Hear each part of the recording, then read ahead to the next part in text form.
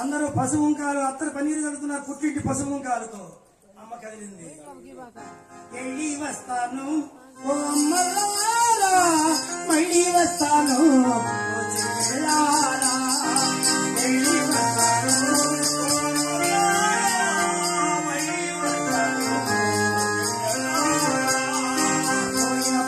పోతుంటే వచ్చే రాకుల రాకుంటే